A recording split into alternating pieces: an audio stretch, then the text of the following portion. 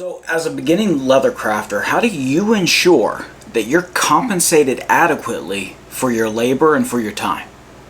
Well, the simple answer is you can't be, so don't even try. All right, roll credits. Hey everyone, this is John with Just Nazarene Leather Company, and welcome to the business side, where I share insight into how to start and run your own leather business. Today I'm answering a question from a viewer of this channel, someone who reached out to me with a really great question. A question so good that I thought it would be worth it to come on here and share the answer with you. So a huge shout out to Danny with Circle D Leatherworks. Thank you for your question. Let's get into this.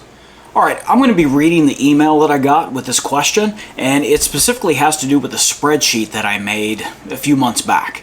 And if you have no idea what I'm talking about, you need to go back and watch the How to Price Your Leatherwork video. Alright, the thumbnail looks like this. There's a link for it in the description. You need to pause right now, go watch that. I have instructions for how to download the spreadsheet, show you how to use it. The question specifically relates to how to use that spreadsheet in a very specific way. All right, so you need to go get that.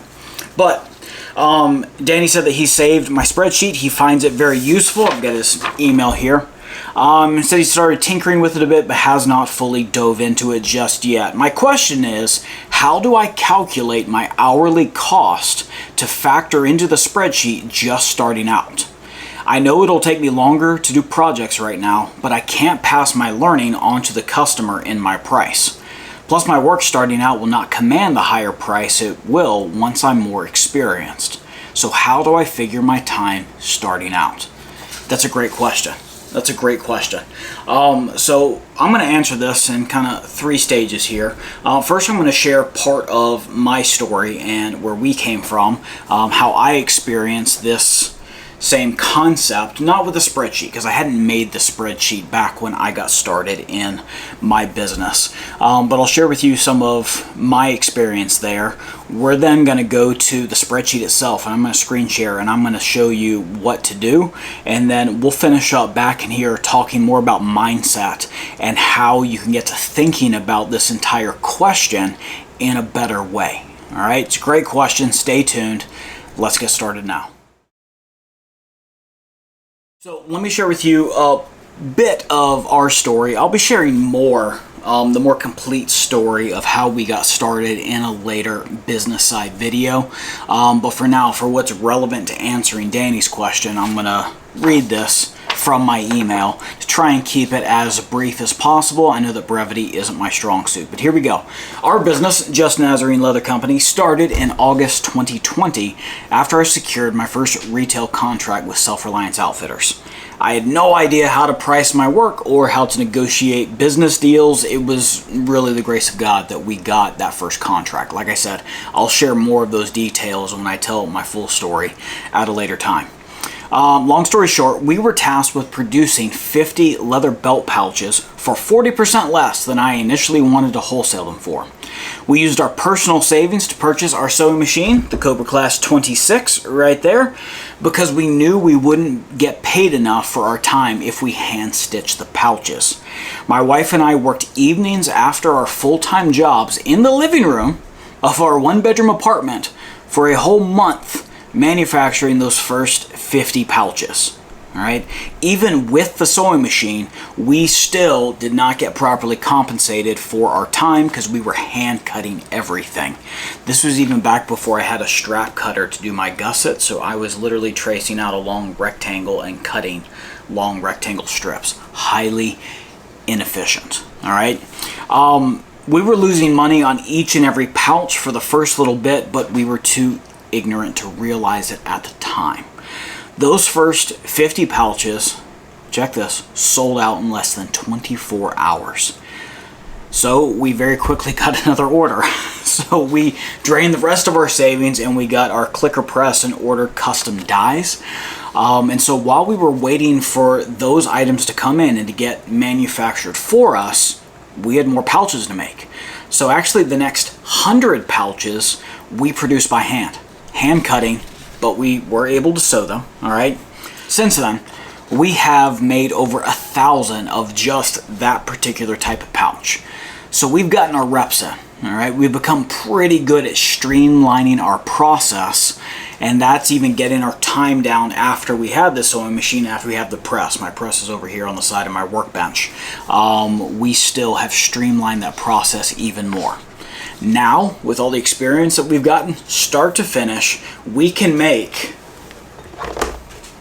one of our belt pouches in 20 minutes. That's it. That's it.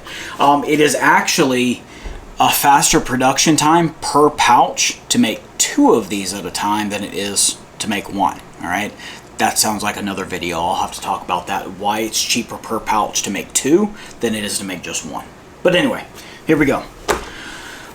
The first pouch that I ever produced, right? Hand cut, hand stitched, all of that.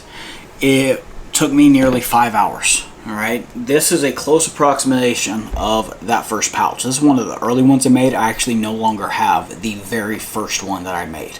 This one doesn't even have an antler toggle on it anymore. All right, big difference. Big difference. So, took me nearly 5 hours to make something like this. Low quality, ugly. Doesn't look very good. At my current rates, I would have to retail that for about $425. All right, no one's going to pay that for a belt pouch, especially one so poorly made. It didn't really matter what I wanted to sell them for or what I thought they were worth. The truth is, it's the market that determines what your product is worth. And so that's where we have to start. Okay, in just a moment, I'm going to screen share my computer and we're going to talk through how to use the spreadsheet to specifically answer Danny's question of how do you factor in your labor costs, how do you calculate that as a beginner without overcharging your customer. All right, the simple answer to that is that you actually have to use the spreadsheet backwards. All right, so let's screen share. I'll show you what I'm talking about. Then we'll come back in here and we'll talk about some mindset stuff. All right, let's go. This is the leather pricing worksheet. I've got a lot of values already populated, and I'm going to take time again to say if you have not watched my video on how to price your leather work where I introduce this worksheet, show you how to download it, how to use it, then you need to pause right now, go to that video, download the worksheet, watch it, then you can come back here and have a better context for what we're talking about, because I'm not going to go through all the details of these other things that are already filled in. We're really just going to zero in on the specific question about the labor. Okay. Now, Danny's question was, what do you put here? Okay, there's 3 different blanks, but you only have to fill in 2 of them. The income per year and the hours per item. The rate has a formula in it that'll populate by itself. Before we can actually get to answering Danny's question, we have to do some research first. Okay. Down here, I have typed in the phrase target retail price. This does not come standard on the spreadsheet. I just typed that in, and then right next to it, I'm going to put a dollar amount of my competition. Other people that are selling similar items to what I plan to sell in whatever niche. Now you'll notice up at the top, this is for a leather bifold wallet. This is not a niche. This is a product. There is a wide range of prices and qualities and niches within the leather wallet market. You can have stuff as cheap that are allegedly handmade, 100% leather, 100% custom on Etsy for $35. Don't know how that works. Or you can spend up to $500 on a wallet, depending on what it's made out of, who the craftsman is, what the brand is. So just having a wallet, that's not a niche. You need to do a little bit more research and think about what you want to sell, how you're going to make it, what style you like, how you're going to innovate, who your competition is. Once you've done that research and you see what they are selling their leather bifold wallets for, and let's just say for this example, it's $100. You take that price, put it in here. So this lets you know right next to the retail price that my spreadsheet gives, this is what we're going to shoot for. Once you've done that research, you know what product you're going to make, you know what the competition sells their products for, Then we can answer the question of what we put in these boxes when we're getting started. Okay. Danny's question had two specific clarifications. He mentioned that he won't be able to command a higher price point because he's just getting started. What he's talking about is the number that you would put in the income per year. He's saying because he's just starting out, it doesn't feel right to be putting six figures in this column. But at the same time, do you risk undervaluing yourself? Are you just going to put, maybe my stuff is just worth $10,000 per year, so that's only $5 per hour, well below minimum wage. So that's the first part of his question. The second part is he said he knows he can't pass on his training time, his learning time, the time it takes him to make his products early on to his customers. It could take him 7 hours to get something done, all right? He's way outpriced himself if he just strictly passes that time on to his customers. So that's not a good thing to do either. So what do we put here? Well, you can do anything you want, but I'm going to give you my advice. As I mentioned earlier, you actually have to use the spreadsheet backwards with the end goal in mind. We started that by looking at our market, all right, our target retail price. Our competitors are selling a similar product to what we can make for about $100. So that's what we need to shoot for. What we put here in the income per year is not a reflection of the quality of our work now. It is a reflection of the quality of our work in the future. Okay. Now, obviously, I think going into business, we'd all like to make as much money as we possibly can. But let's get ourselves a reasonable goal, a realistic goal. That's probably a big reason why you're getting into business in the first place, and that is simply to replace your income that you make right now. All right? To buy yourself out of a job. All right? Become your own boss, whatever else. And that'll look different for different people. But the national average is right around $60,000 a year here in the U.S. So that's what I'm going to put here. At the beginning, your work will not be worth $30 per hour, but you still need to plan for the future because what's required to be successful in business is practice, practice, practice. When you practice, you're going to get up to that point. Okay? So that's what I would put here. Put in the amount of income it would take to replace your salary for a year. That's what you need to shoot for. Then you need to time yourself and see how long it takes you to make your specific item. Let's just say it takes 3 hours. Then you have a comparison. Look at this. $225.56 compared to $100. You are way overpriced. So what do? Well, you need to adjust one of these numbers here to get this 225 down to 100. Which one do you adjust? This one. Do not change your income per year. Decrease the time, the hours per item that it takes you. Now, I happen to know that for the example that I have here, this 3 hours needs to be reduced down to 1 hour and 10 minutes, which is 1.17 hours. And notice my retail price is right in the ballpark of my target retail price. That's how you need to price your work. Now, does it actually take you 1 hour and 10 minutes now? No, it takes you 3 hours.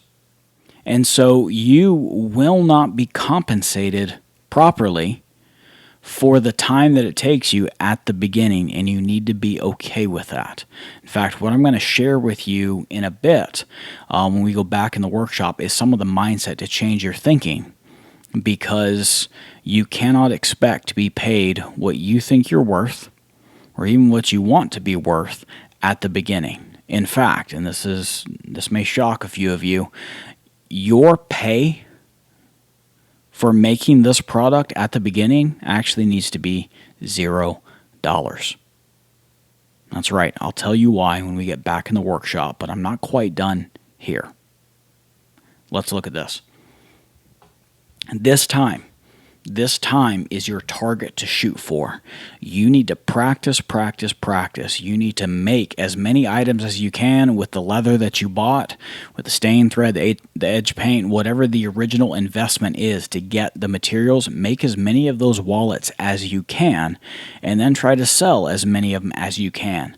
Then you'll get money, and all of that money needs to go back in to buying more stuff. Like I just said, you don't pay yourself a single thing, even though it's in the spreadsheet. Why? Because it doesn't actually take you an hour and 10 minutes to get it done. It's still taking you 3 hours. But what you're going to find is that the more you work on this, the more you make this item over and over and over again, you're going to get better. You're going to get more efficient. You're going to be able to invest in better tools and eventually machinery to get your time down. And what you're going to find is that you're probably going to surpass this time here. Let's say that after a few hundred of these wallets, you retime yourself and you find that for an individual wallet, it actually takes you only a half hour to get a wallet done, where originally it took you 3 hours. And I can guarantee you that this wallet, after a few hundred of them that you can do in a half hour, is much better quality than the one you spent 3 hours on. Why? Because putting in all that practice, that raised your skills. You became high skilled. You now are worthy of that $60,000 a year, that $30 per hour rate that you put in. But we have a conundrum here. Look at the retail price now, that it only takes you half an hour. Do you drop your price to $55 now? No. Why? You're higher skill. You should not be punished for being higher skill. So how do we make up for this if it only takes you half an hour? Increase your profit margin. Now we can start to manipulate this to get the retail price back up to our target retail price. So 275% now, as opposed to 150. See, just by you getting better, by increasing your skill and becoming worthy of the goal that you set for yourself at the start, you got your time well below your target, and you've now become much better at doing this. So now, the 3 hours that it took you to make one wallet, you can now make 6 wallets in that time for an almost 300% profit each. Once you get to that point, then and only then can you start paying yourself for the work that you've done. You cannot expect to get paid or to be properly compensated for your time at the beginning. It doesn't work that way. All right, I didn't make the rules, I just play by them. All right, this is the way that it works. And in order to get to the point where you are compensated properly, you have to raise your skill level, which allows you to do better work in a faster time, and you have to practice, practice, practice, over and over and over again. That's how you do that, and then the money will come. You're dealing with higher margins at that point, even though it's the same item, it's made of the same stuff, you've just gotten better. So that's how to use the spreadsheet. Like I said, put in the income to replace your full-time income, adjust the hours per item to where you get your retail price to be right at your target retail price, and this is reset to 150 when you get it. And then that becomes your goal to shoot for. And in the meantime, until you reach that goal or exceed it, don't pay yourself a dime. All of that money needs to be reinvested back in the business, because the truth is, you're so low skill right now, you're not deserving of that money at the start. But you will be. You absolutely will be. So let's get back to the workshop, and I'll explain some of the mindset and the reasoning behind why I'm saying what I'm saying.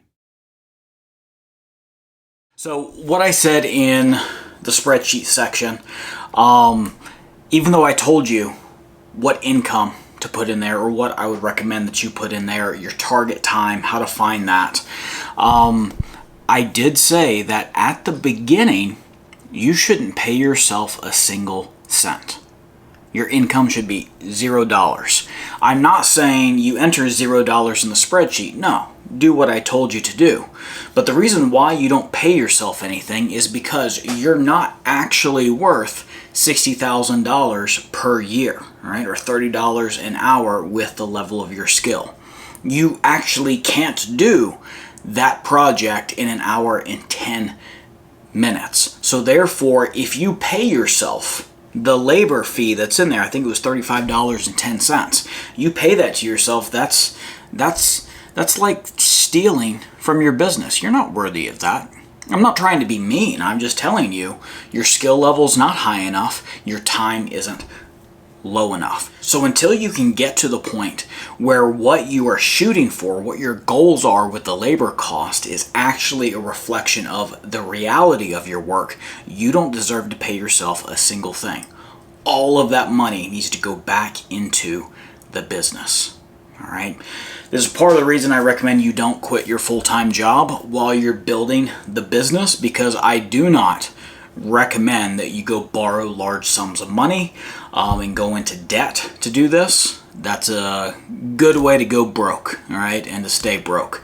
So keep your income coming in through your regular business, and you're going to have to put in a lot of extra time, all right? What I'm sharing with you now doesn't, it's not a good sales pitch for the whole entrepreneur thing. All right, it's not going to get people in the door. Some of you may not have realized this, because most people vastly and grossly underestimate the amount of time, money, and work that it takes to be successful in business.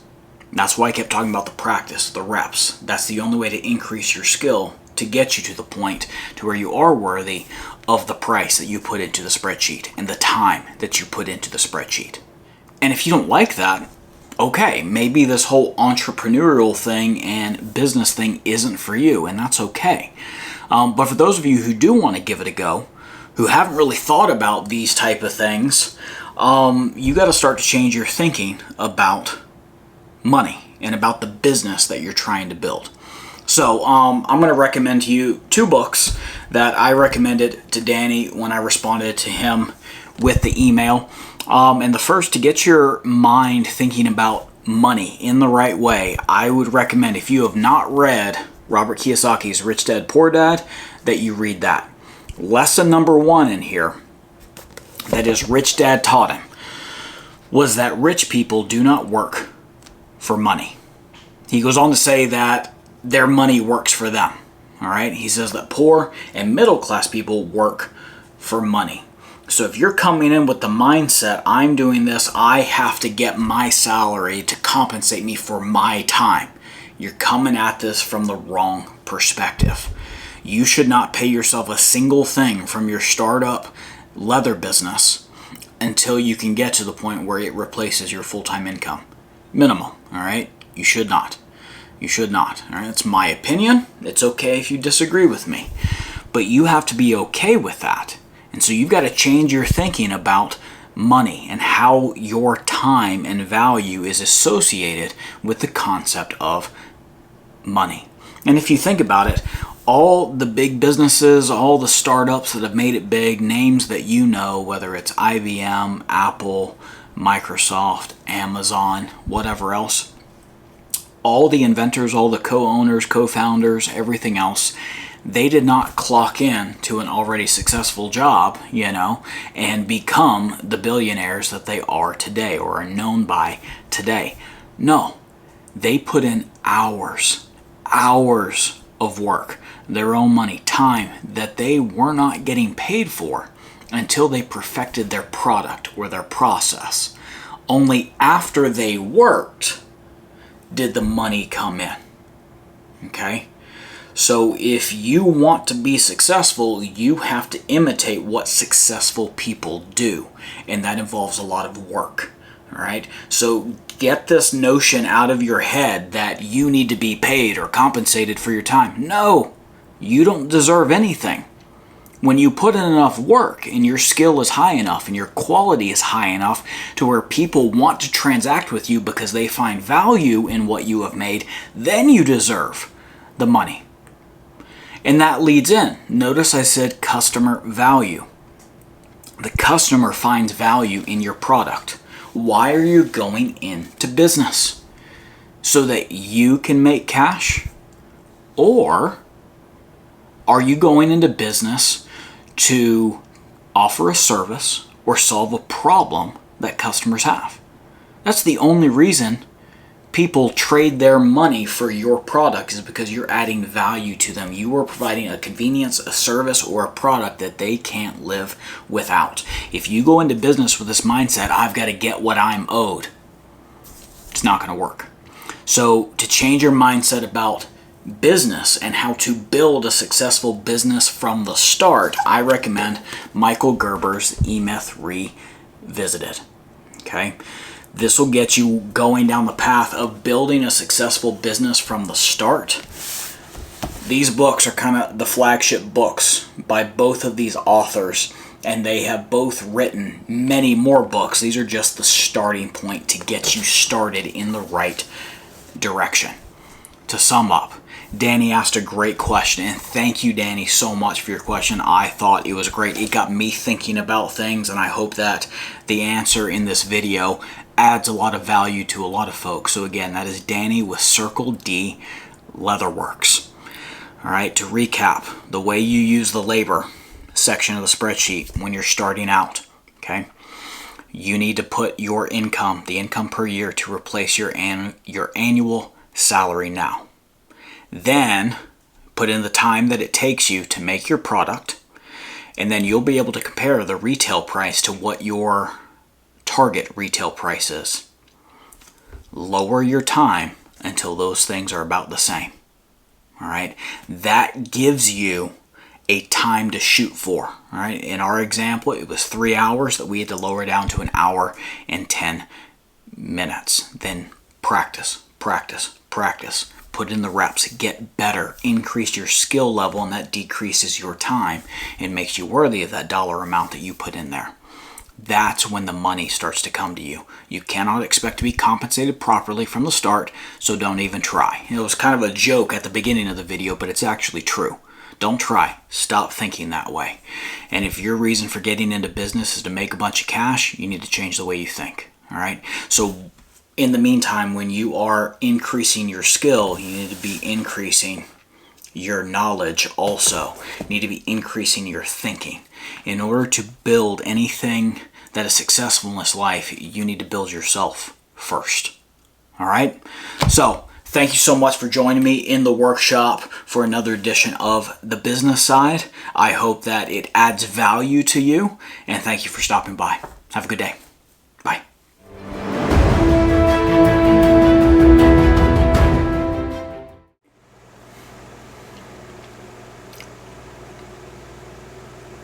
Have I had that fan on this whole time?